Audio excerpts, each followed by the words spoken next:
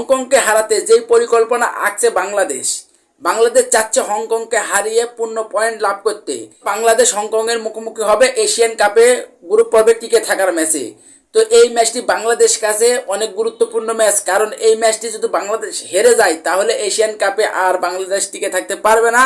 এটা অনেক গুরুত্বপূর্ণ ম্যাচ, তাই এই ম্যাচে বাংলাদেশের সেরা একাদশ নিয়ে খেলবে হংকংয়ের বিপক্ষে, এটা নিশ্চিত। তবে এছাড়াও এই ম্যাচের জন্য বাংলাদেশের আর একজন ফুটবলার, প্রবাসী ফুটবলার জায়ান আহমেদ রেডি হয়েছে, খুব তাড়াতাড়ি ওই ম্যাচে অভিষেক হবে, এটা নিশ্চিত। এছাড়াও হংকংয়ের বিপক্ষে এই ম্যাচকে সামনে রেখে হামজা দেওয়ান চৌধুরী, সুমিত চুম, ফাহমিদুল ইসলাম এরা সবাই চলে এসেছে, অনুশীলন চলছে। তো সব মিলে আগামী ম্যাচে হংকংকে ছেড়ে কথা বলবে না বাংলাদেশ। বাংলাদেশ হংকং এই ম্যাচে টিকিট বিক্রি করা শুরু করে দিয়েছে বাংলাদেশ ফুটবল ফেডারেশন। 4 ঘন্টার ব্যবধানে সব টিকিট বিক্রি হয়ে গেছে। কি একটা ফুটবলের গণজোয়ার উঠেছে দেশে, যেখানে আগে বাংলাদেশের খেলা কখন কোন জায়গায় হতো কেউই দেখতো না, সেখান থেকে বাংলাদেশ দল এখন ঘুরে এসেছে। আগের বাংলাদেশ আর এখনকার বাংলাদেশ তো এক না রে ভাই, এক নেই।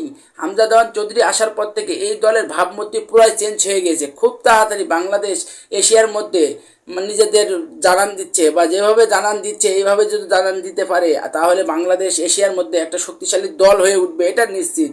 এরপর হংকংয়ের বিপক্ষে হংকংয়ের দেশের মাটিতে আবার বাংলাদেশের ম্যাচ রয়েছে। তো এই দুইটি ম্যাচ বাংলাদেশের কাছে অনেক গুরুত্বপূর্ণ। তারপরে আবার নভেম্বরে ইন্ডিয়ার বিপক্ষে ম্যাচ রয়েছে। এই কয়টা ম্যাচই বাংলাদেশের কাছে গুরুত্বপূর্ণ। তো দেখা যাক আগামী ম্যাচে হংকংয়ের বিপক্ষে যেহেতু বাংলাদেশ মাঠে নামছে, এই ম্যাচে বাংলাদেশ কি জিততে পারে কিনা। আমরা চাই বাংলাদেশ জিতুক, এবং এছাড়াও দর্শক তো থাকবে মাঠে, 50,000-এর বেশি দর্শক থাকবে মাঠে। বাংলাদেশের খেলবে আর দর্শকরা থাকবে, দর্শকরাও অনেক আনন্দ করবে। গত ম্যাচে সিঙ্গাপুরের বিপক্ষে যে ম্যাচে বাংলাদেশ খেলেছিল তার দর্শকের কাহিনীগুলোও তো আপনারা দেখেছেন, যেখানে বাংলাদেশ ক্রিকেটের কোনো খুঁজই রাখতো না দর্শকরা, তারাই এখন মাঠ কেন্দ্রিক হয়ে গেছে। দর্শকরা সব মিলে এই ম্যাচকে ঘিরে বাংলাদেশের একটা ঈদের দিনের একটা আনন্দ হচ্ছে।